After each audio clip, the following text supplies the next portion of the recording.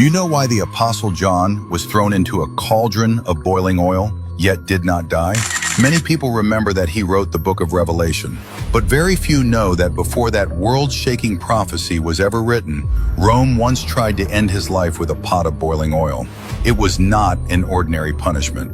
It was a public execution deliberately arranged for everyone to witness. Because John was not only the last living disciple of Jesus, but even in his old age, he refused to remain silent. He continued preaching Christ and testifying about the Lord who rose from the dead. To Rome, a man like that was more dangerous than any sword, because what he was shaking was not a city wall, but the hearts of people. So the king decided to send a message to the entire city in the most brutal way possible. Anyone who follows Jesus will end in destruction. The fire was stoked higher, the oil was heated until it boiled.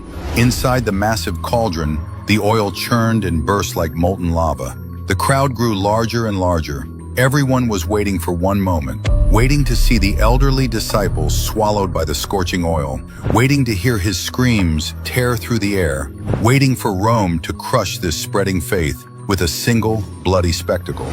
But when John was finally thrown into the boiling oil, what happened next was nothing like they expected.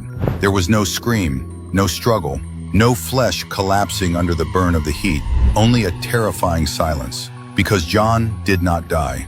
In that moment, it was not only the people who were shocked.